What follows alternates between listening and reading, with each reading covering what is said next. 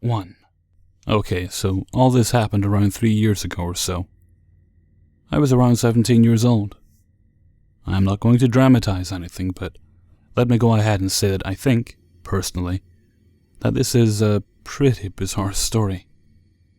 There are some details about my actual relationship I'm going to leave out. I kind of want an answer to this question, but I don't think I'll ever get one. I've been wanting to get some outside opinions on it, aside from friends and family too. So, here goes. My ex-Jane and I lived about an hour away from each other. We met at a park out of state and ended up living kinda close. We hit it off and dated a month after we met. Our entire relationship lasted a year, and she was my first girlfriend. From the very beginning of the relationship, she would discuss her best friend named Patrick. He was in his late 20s, she, as a reminder, was 17, and worked in a bookstore. He lived in her town, and she had known him since she was 13. From very early on, I thought the stories she would tell about him were outlandish. She would talk about watching him get into bar fights with a guy that went by Hammer, how once they pretended to rob a gas station but left money behind on the counter, and had to jump off a roof to escape security, in which Patrick broke his ankle. Another time, Patrick got a brand new Mustang that they wanted to crash into a lake. So they jumped out at the last second. She told me that one toward the end of our relationship, at which point I was completely skeptical of everything she said. You get the idea. The stories she told seemed clearly exaggerated or downright fake. Part of me thought she was just trying to impress me for whatever reason. Here are some other important facts that I don't exactly know where to put, so I'll lay them out here. 1. Jane was an artist. She drew all the time in her journal. She rarely drew people as they actually were. She drew people as monsters or animals. For example, she always drew me as a giraffe. She was good at it. 2. Patrick's last name, according to her, was pronounced and spelled in a certain way. Willington. Patrick Willington. Patrick's dad owned a successful company out of state that Patrick would inherit. 4. Jane had a much older brother who was in his late 20s as well, that had joined the military and moved to Korea. She only saw him every few years or so. Okay, now continuing. Jane would tell me that Patrick was very protective of her. She would tell him about me and he would always be unsure of what he thought. She said he wanted to beat me up sometimes, and that he'd hurt me if I hurt her. If she told him about something silly I did, he'd think I was an idiot and call me stupid. He also thought I was gay. This is all, of course, second-hand information. Never once in the entire relationship do I think I spoke to him. I'll get to that later. I'd also like to remind everyone that this was my first relationship.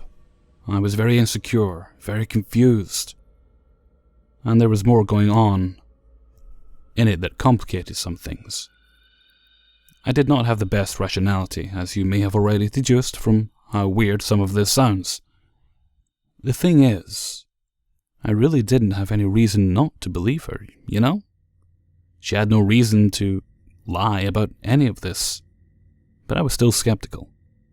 Sometimes Jane would go to Patrick's house really late at night, she'd say. She said she'd sleep on his couch and that he would literally throw her out of the house in the morning. Sometimes, she said she'd sneak out of her house to go to his. He even lived within walking distance, apparently. One time, later in the relationship, Patrick invited her on an out-of-state trip back to his hometown. They were going to stay in a mountain cabin for a week. I was not happy about that. I was more upset when she said she wouldn't tell her parents, and that they'd leave on a bus in the morning. Now at this point in the relationship, I was very unsure of what exactly was going on with this Patrick person. But Jane said that if I told her parents about this trip, that she wouldn't be able to go, and that Patrick would hate me and she'd be pissed.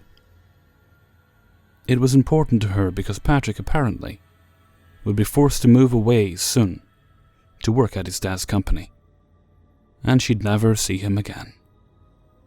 So she needed to go. Well, when the day came for her to leave, also I did discuss this with her friends and family at the time. Patrick never showed up to get her or whatever. She was very upset, even though he'd be back in town one more time. Oh, another tidbit. Jane's parents never once mentioned Patrick, ever. She never brought him up around them either. The only time she mentioned Patrick to anyone else was to my dad once, after we broke up. She told my dad one of the outlandish stories I mentioned. Why she met my dad after we broke up is for a different, unrelated reason. That will not add to the story. My dad was flabbergasted. Basically, I had told him all about this, but hearing it in person was crazy. Patrick was to have a birthday party once, before the mountain cabin trip thing happened. I was invited. I was going to be at his house starting at midnight. I said I couldn't go to that, but that I'd get him a present. I got him some toolkit or something she said he'd like, and I gave it to her for him. She said she brought it, and that he did in fact like it. She said the party lasted until 6 a.m. Patrick sent me a text from her phone once, when she was with him. It was standard behavior for him. He said I was a pansy or something, and that he'd beat me up. That was early on. Sorry, things are out of order. I'm just kind of typing them as I remember. I'll edit anything I forget. Now here's where I think things get very interesting. Jane lived nearby in elementary school. She walked with me there and said his house was close to it. So she leads me to the back of the school, where there is this woodland. She brings me to the edge of the woods and has me look in. I see this very old wooden tin house sort of structure. It has broken windows, it's filthy, it's falling apart. The path to it's covered by bushes and trees.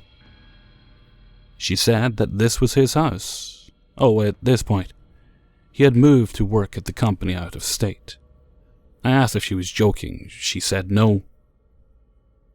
And that he wasn't very tidy, even when he lived there. I thought briefly that maybe the house was just weird looking on the outside, but actually good inside. But there's no way it was. It was abandoned. Anyways, that same day, she asked if I wanted to go inside. It was hot, getting dark. No one knew where exactly we were, and I didn't want to get cut up by bushes or go in the sketchy house. So I said maybe another time. She insisted, saying that Patrick wanted us to check on things, but eventually gave up.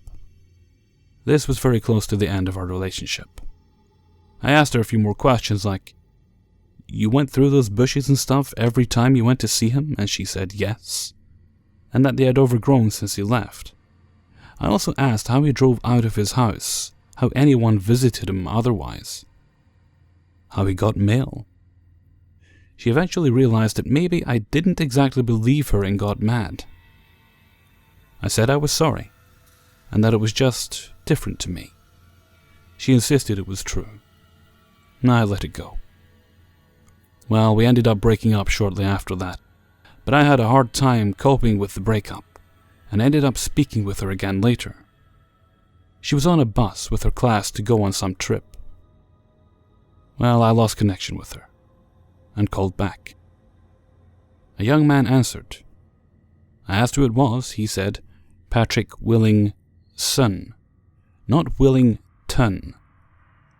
So I opened up a question about his last name, and also why he had her phone. He said that was always his last name. He says he was on his office phone. I kept asking him questions about himself that only the real Patrick would know. I heard noises in the background. He would pause for a minute before answering. I think she just handed the phone to a classmate and told him what to say, frankly. That's the only real answer to that. Well, he hung up and I called her back. Jane answered and said that Patrick told her I somehow got connected to his phone, since he was in her recent contacts or something. Clearly BS. but I played along, asking one more time about the last name, to which she had no idea what I was talking about, saying it was always Willingson, and left it at that. Oh, and he wanted to beat me up, of course, badly, for breaking her heart. Well, I kept speaking to her for a week or two, and we both finally got closure about the relationship. But as I was recounting this experience with a friend, I realized something. Probably just a creepy coincidence, but I'd said Jane was an artist, and that she always drew people as other things. Well, I saw many drawings of Patrick. She said he always wore this dark coat and ripped pants or something. She, as usual, didn't draw him as a human. She drew him as a skeleton. It really creeped me out for whatever reason when I remembered that.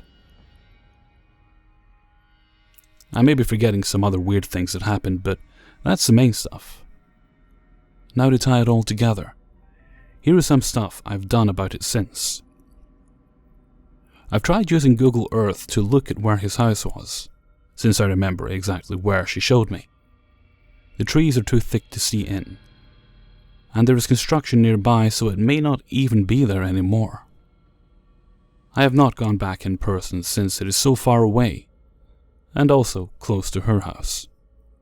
I have Googled and researched in countless ways Patrick's name, both names, and anything I could remember. No useful results.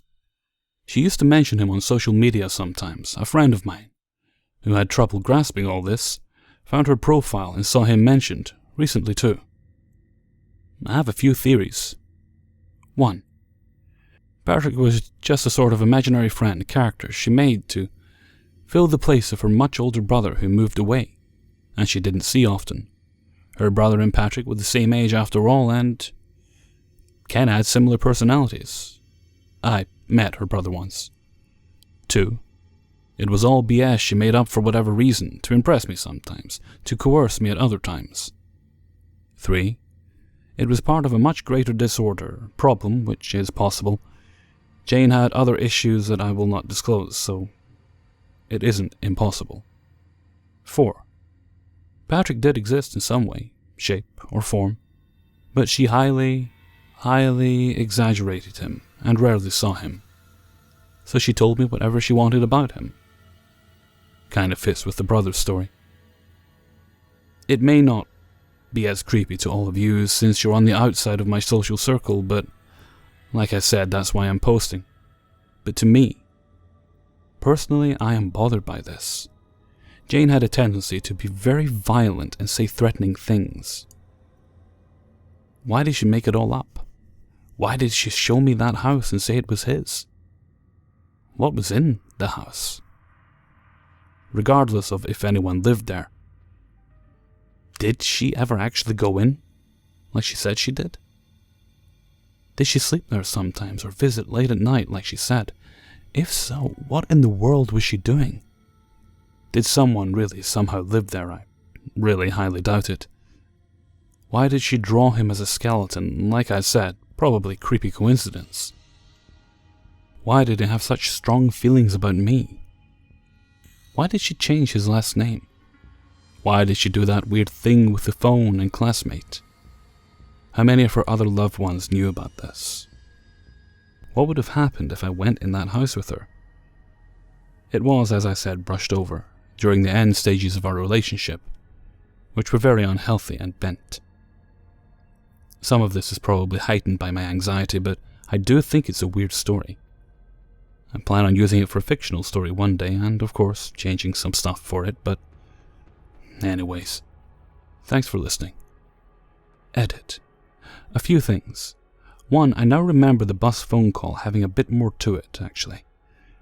I remember she actually got Patrick to call me back from his phone, too.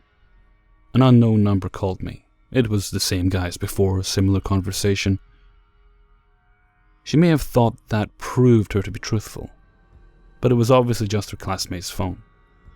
Especially since a week or so later, after our contact was through, I called back that number and the guy answered with no knowledge of who Patrick Willingson was. So, small change of detail there, but it actually confirms the previous idea of it being a classmate even more. Secondly, thanks for all your comments. Though I am well over what happened emotionally, mentally, I appreciate all your support. If anyone cares, I'm actually in a fantastic relationship now, and with someone I want to spend my whole life with. There have been some suggestions to go back to the house with friends and check it out. I mentioned in a comment that this has been considered before, but there are some problems. The house was actually 2 stories high, so I'm not sure if it's stable. She may have never went in at all, you know? Could have been lying about it. It may also not be there if the construction I saw on Google Maps continued, and of course, it's close to her house and an elementary school. So lots of potential for it to go badly, even with friends. If I ever do go back, I will take pictures and update. As for contacting her, her friends, her family to learn more, while I understand the desire for answers, I simply won't do that. Everyone's moved on and, hopefully, happy and better off now. So no need to start potential trouble. I for sure wish I had a complete explanation, but for now, we just have to guess and theorize, I suppose. We've got some pretty solid answers and ideas. 2. When I was about 13, my auntie and uncle used to have a seasonal campsite at a smallish lake about 3 hours away from our town. It was nothing fancy, but it was a cheap summer vacation spot, and my whole family used to go up there lots. I often brought my friend, let's call her Kay, to stay with us, as I'm a lonely-ass only child and valued the company. Since the campground was so small, especially the seasonal sites, it really felt like home. We knew many people at the lake by name, and they knew us too. Most of the campground staff had grown accustomed to Kay and I riding our bikes around, eating ice cream, and terrorizing the frogs down by the water. And they were all very friendly to us. Like I said, it felt like home. It's also probably worth mentioning that both Kay and I grew up in a very small Canadian town. One where everyone waves when you drive by on the street, no one locks their doors, and everyone is your friend. Moving on. One day, when we were down by the water at around sunset, we were sitting on the dock, dipping our toes in the water and just about to head back to our campsite for supper. We were spent from the day of roasting in the sun, biking and catching frogs. A disheveled man, maybe 40 or 50 years old, approached the dock behind us, and being the friendly young rural girls we were, we both waved hello and exchanged pleasantries with him. He continued to approach us, chatting politely about the weather and other small talky type shit. He was wearing a stained beer t-shirt, one of the ones that you used to get for free in a box of beer in the early 2000s, and dirty jeans. He had straggly, greasy hair and was missing a tooth. This might immediately set off red flags for you, but again, we were from a small town, and this dude looked like half of my dad's side of the family, so neither of us were fazed. During the course of our conversation, he sat down beside me on the dock, dipping his feet in the water alongside ours. He continued to chat with us, asking about what we had been doing that day, where our campsite was, who our parents were, that kind of shit. He said he knew my parents, that they were friends. We probably should have been smarter than to continue to talk with him, but being the only child that I was, I had always felt comfortable chatting with adults, and didn't bat an eye at the conversation. Plus, he knew my parents. What could go wrong? Eventually, he started asking us about boating. He pointed to a boat off the dock, a fancy one with a gold glittery finish, and asked if we liked it. We did. He told us that was his boat, and that it was the fastest and coolest boat on the lake. He asked us if we'd ever been to any of the secret islands on the lake. We said no. I remember thinking how odd this was, as the lake was truly not that large or impressive, so a secret island seemed strange, and hella enticing.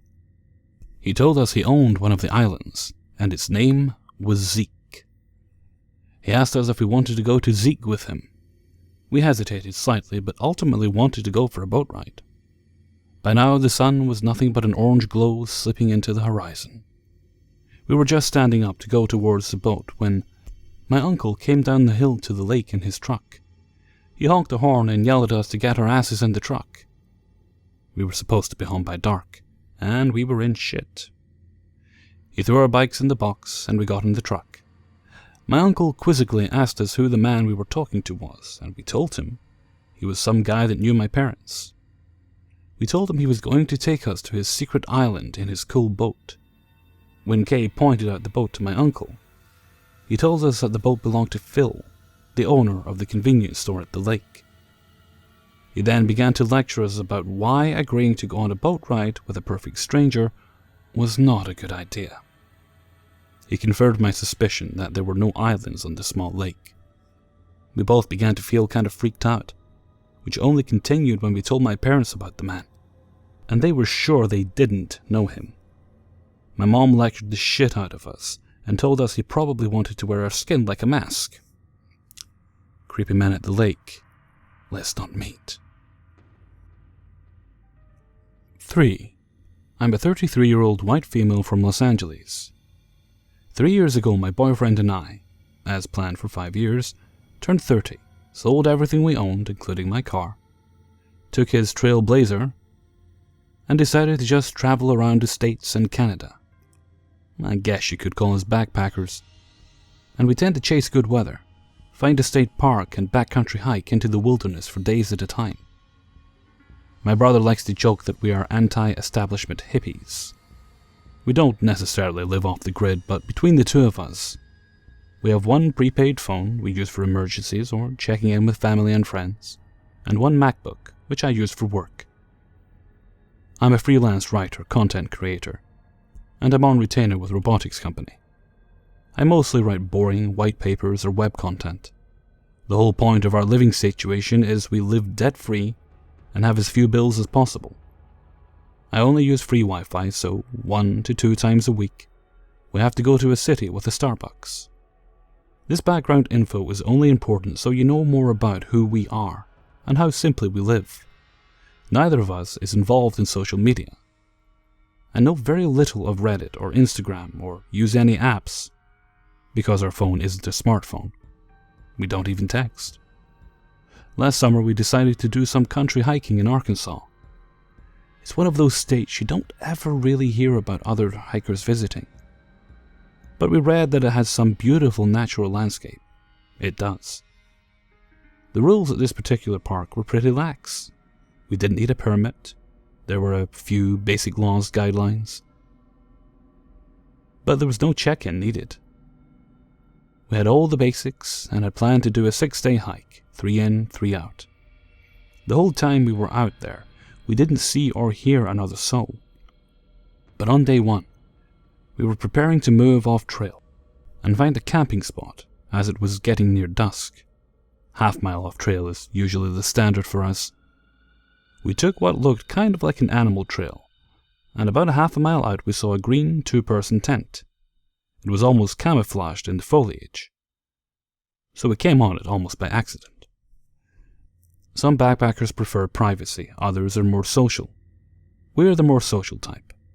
We've had some great experiences camping near other backpackers, sharing stories, food, a joint or two. We were around 30 yards away from the tent. It was zipped closed, so my boyfriend shouted a greeting to make our presence known. No movement and no sound. We assumed the green tent guy either wasn't around or didn't want to be bothered, so we started off in a new direction to get some distance between us. We camped. Never heard a peep. We moved along the next morning, completely forgetting about green tent guy. Until nearing the end of day 5 on our trek back. We were again looking for a spot to camp off the trail when we came upon the green tent again. This isn't that unusual, but normally backcountry hikers keep moving, so we really weren't expecting it. The tent flap was open, so my boyfriend yells his greeting again, and nothing. My boyfriend wants to go check it out, saying it's weird, and maybe someone is hurt. I didn't like the idea from the get-go because even though we hadn't had any bad experiences personally, We'd heard enough stories from other backpackers about hermits and mountain men that want privacy, carry guns, etc.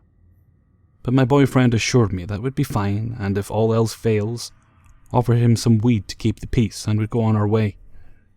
As soon as we get within 20 yards of the place, the smell of decomposition is intense.